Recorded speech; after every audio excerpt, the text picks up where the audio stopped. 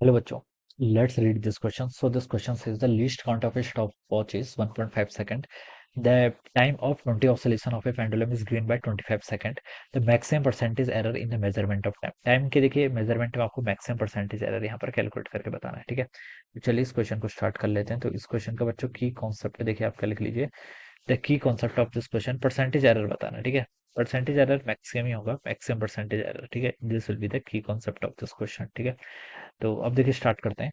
तो least count देखिए आपको कितनी देर की, 1.5 second. The time of 20 oscillation of A pendulum is 25 second. The maximum percentage error in the measurement of time बताना है. ठीक है, तो परसेंटेज एरर बताना है, तो पहले हमें फ्रैक्शनल एरर फाइंड आउट करना पड़ेगा. ठीक है, उसके लिए देखिए हमें इक्वेशन बतानी पड़ेगी. क्या करनी पड़ेगी यहाँ पर, इक्वेशन फाइंड आउट करनी पड़ेगी. ठीक है, अब देखिए बच्चों, लीस्ट काउंट आपको क्या कर रखा है, गिवन कर रखा है.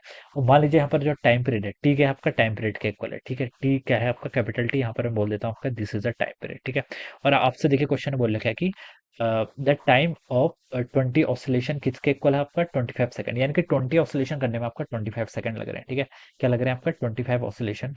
तो आप देखिए इसको ऐसे लिख लीजिए. टोटल ऑसिलेशन कितने कर रहा है, 20 ऑसिलेशन कर रहा है. ठीक है, इनटू. ठीक है, एक ऑसिलेशन का टाइम पीरियड कितना है, टी के इक्वल. ठीक है, देखिए एक ऑसिलेशन का टाइम पीरियड कैपिटल टी है. ठीक है, और 20 टोटल नंबर ऑफ ऑसिलेशन कर रहा है. ये किसके इक्वल होगा, टोटल टाइम, जो कि 25 सेकंड है. यहाँ पर मैंने इसको स्मॉल टी से रिप्रेजेंट कर लिया. ठीक है, मैं इक्वेशन फाइंड आउट कर रहा हूँ, क्योंकि देखिए मुझे परसेंटेज एरर फाइंड आउट करना है. परसेंटेज एरर कैसे फाइंड आउट करते हैं, ठीक है, हमें पहले इक्वेशन फाइंड आउट करनी पड़ेगी.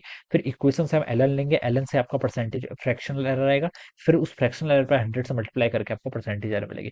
उसके लिए मुझे एक क्या चाहिए, इक्वेशन चाहिए. तो मैं इसको ऐसे लिख सकता हूँ, अदरवाइज मैं इसको ऐसे लिख सकता था, 20 into capital T is equal to 25 second हो जाता है. तो वहां से भी आंसर, वहां से आंसर नहीं आता, क्योंकि हमें एरर फाइंड आउट करना है. ठीक है, तो ये हो जाएगा. ऑलराइट, तो यहाँ से मैंने लिख लिया 20 का total number of oscillation, capital T का time taken in one oscillation. ठीक है, टाइम पीरियड है बेसिकली, और स्मॉल टी के आपका यहाँ पर टोटल टाइम टेकन. ठीक है, तो यहाँ से आप देखिए ये लिख लीजिए, कैपिटल टी की वैल्यू यहाँ से आपके टी बाई 20 के इक्वल हो जाएगी. ठीक है, इतना लिख लिया. अब देखिए आप इक्वेशन फाइंड आउट करनी है, तो दोनों साइड एल एन ले लीजिए. एल एन टी यहाँ से कितना हो जाएगा आपका, L N of T by 20 के इक्वल हो जाएगा. ठीक है, तो ये देखिए आपका कितना हो जाएगा, इसको आप ऐसे लिख सकते हैं, एल एन ऑफ टी, और यहाँ पर हो जाएगा आपका L N of small T minus L N of 20. ठीक है, अब डिफ्रेंशिएट कर लेंगे. ठीक है, तो किसके रिस्पेक्ट में, देखिए एल एन टी को डिफ्रेंशिएट करेंगे तो 1/t, और डेल्टा टी आपका ऊपर आ जाएगा. ठीक है, और एल एन टी इसका क्या करेंगे, तो आपका डेल्टा टी बाई टी, और ये टू कॉन्स्टेंट टर्म है तो उसका डिफ्रेंसिएशन जीरो. तो ये रिलेशन आ जाएगा. ठीक है, अब यहाँ से बच्चों आप क्या कर लीजिए, यहाँ से आप इसको क्या कर लीजिए, फाइंड आउट कर लीजिए. ठीक है, तो ये आपका क्या आ गया, दिस इज द रिलेशन. आपको परसेंटेज एरर बताना था, तो अब देखो ये आपका फ्रैक्शनल एरर आ गया.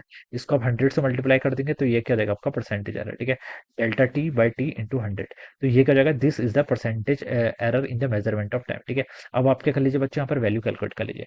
डेल्टा टी क्या होगा, देखिए लीस्ट काउंट के इक्वल होगा. लीस्ट काउंट देखिए आपको क्वेश्चन में गिवन कर रखा है कितना, 1/5 सेकंड. तो इसका 1/5 सेकंड लिख लीजिए. स्मॉल टी क्या देखिए आपका, टोटल टाइम टेकन, जो यहाँ पर मैंने लिखा था टोटल टाइम, ये कितना बच्चों, 25 सेकंड बोल रखा है, तो उसको 25 लिख लीजिए.